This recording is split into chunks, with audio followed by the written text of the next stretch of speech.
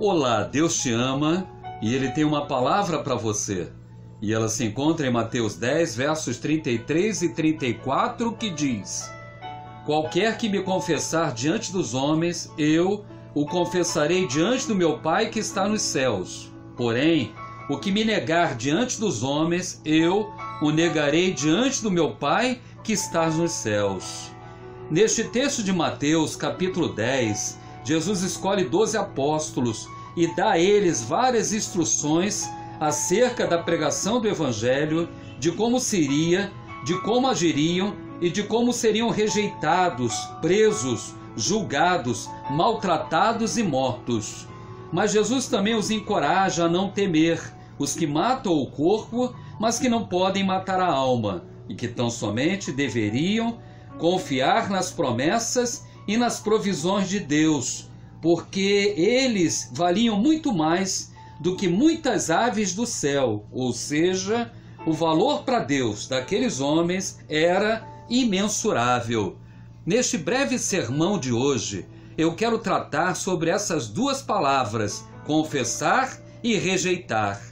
Pessoas levianas, sem escrúpulo e de caráter duvidoso, são marcadas por falsas confissões. Por exemplo, quem deveria confessar o crime, o roubo, o homicídio, o desvio de verbas públicas e de tantos outros delitos, pelo contrário, confessam serem inocentes. Essas pessoas não só deixam de confessar seus erros, como também rejeitam todas as acusações e provas robustas contra elas. A palavra confissão, em via de regra, significa uma revelação de culpa do delito realizado ou do ato reprovável.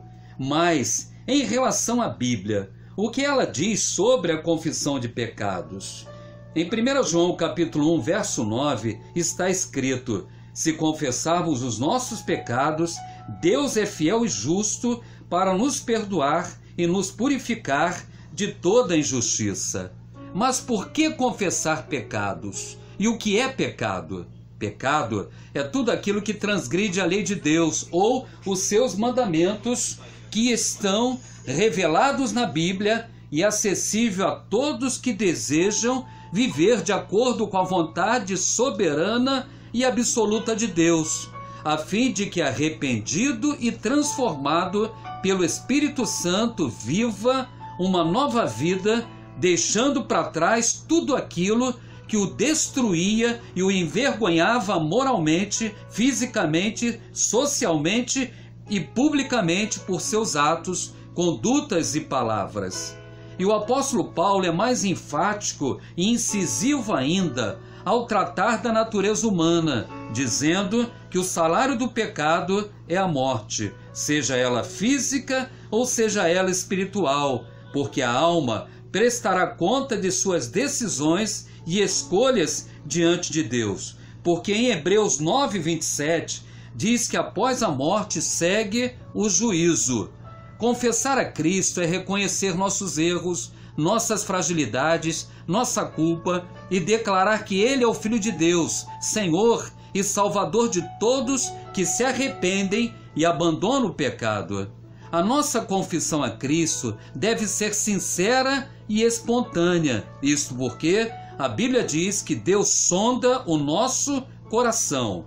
Confissões é o título de um livro escrito por Agostinho de Hipona, que viveu no século IV, no qual ele relata a sua vida antes de se tornar cristão e conta também sobre a sua conversão.